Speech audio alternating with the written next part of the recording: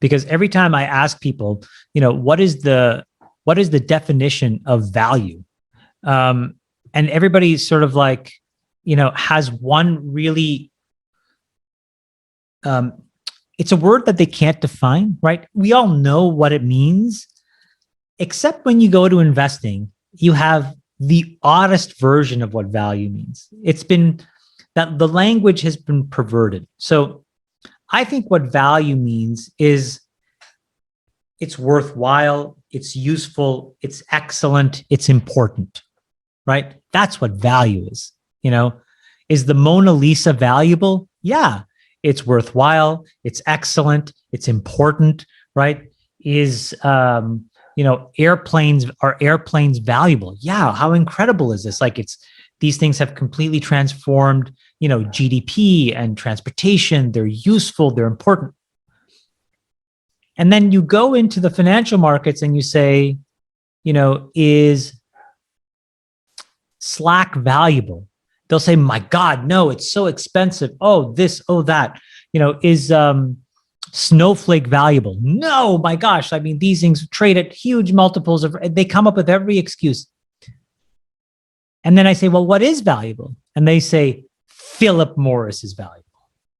And then they'll point to some number. Here's their ROIC, or here's their NOPAT, or here's their dividend yield, here's their free cash flow yield, here's their multiple of sales.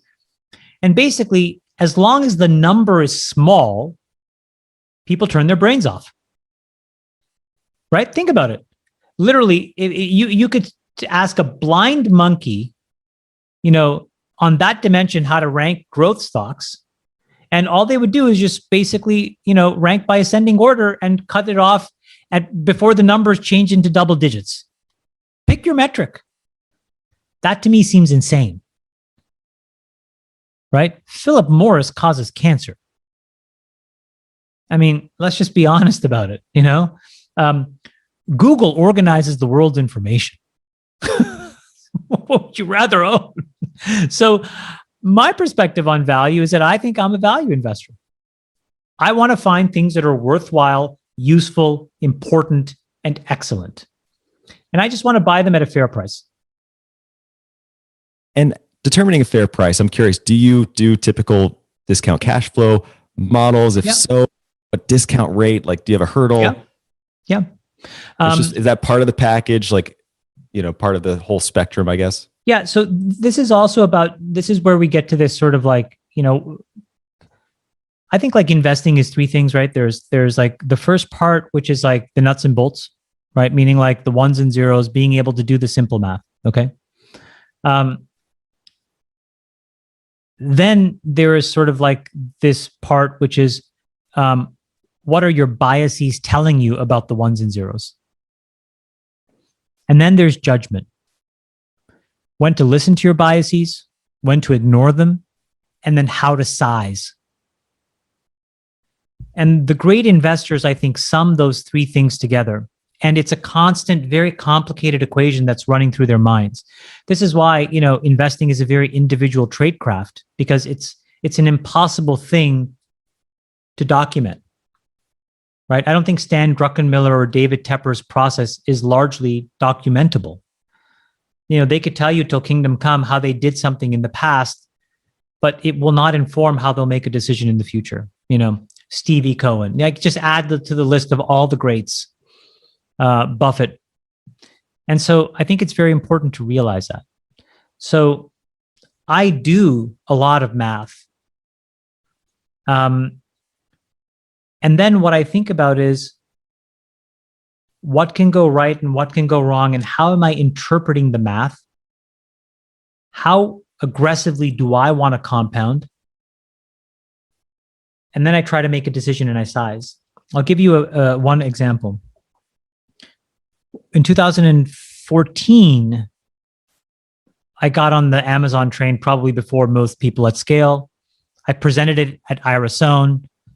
Sort of like if you had to pick one meaningful money manager of repute who was on the record pro Amazon before me, it'd be hard to find. Since then, it's been easy. And I remember that process, Trey, was the following. We did the ones and zeros. And the ones and zeros were very hard to unpack. And the reason was because Jeff didn't generate a ton of free cash flow at the time. And then instead, what I said was like, look, let's assume that Jeff is a PM inside of a hedge fund and Amazon is actually a hedge fund. Why don't we calculate what his actual IRRs are, right? What's his return on invested capital? And there's a very famous slide in that presentation, which I love to this day, where what we did was we took the P&L and we looked at every single expense line. And we were able to show that how it systematically over years migrated to the revenue line. How much they spend on payments became Amazon payments. How much they spent on content became Kindle and Prime Video and a bunch of other things, on and on down the line. Compute became AWS. And then all of a sudden, at scales of billions of dollars of invested capital, Jeff had a 44% IRR. And so now all of a sudden, my biases didn't matter. It was all about sizing. And so it's just to give you a sense that there's the P&L view. Then there's that next level of numerical judgment. And then there's your kind of innate idiosyncratic way of looking at that data to come to a conclusion. So I do a lot of it. I know when to double down and listen to it. And I know sometimes to look around the corner and then sometimes when to just ignore it. I'm glad you brought up position size because it's something I've been thinking a lot about recently because I'm a big believer in a concentrated portfolio and I'm just struggling to figure out what does that mean. And I know you're a big poker player and a fan, and I'm curious if you use something like the Kelly formula or anything that you take from that game into this game. Yeah, so it's a more simplified, and this is actually more the part of the job where I allow my emotions to actually dictate. So, and I'll tell you why. On the way in, there's very little room for emotion because it should be very clinical. But once you're in, you have to appreciate that your mental outlook and a margin of safety and, sort of like your own mental health is now then the biggest determinant of success. So going back to this whole thing of like, how, do people prevent themselves from being successful? It's not understanding that. So in position sizing, one theory of poker is sort of how you play an early position versus late position, right? And in a nutshell, for the non-poker players, essentially, if there's 9 seats and you start in seat 1 and you go to seat 9, forget the blinds for a second so that it's more simple to understand.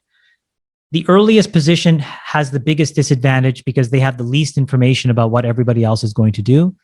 So the number of cards that you play are much smaller, and the sizing of the bet needs to be smaller because you have too many events that come after you. Whereas when you're on the button, when you're the last person to act, you have perfect information. You've seen everybody and what they've done before you. And in that situation, now the aperture is wider open. You can play more cards and you can size differently. Now apply that to investing. When I'm in a position where we are initiating a position, it's about sizing it to a place where we have the freedom to move around, right? I can work with the chip stack, so if you will. We never lever the book.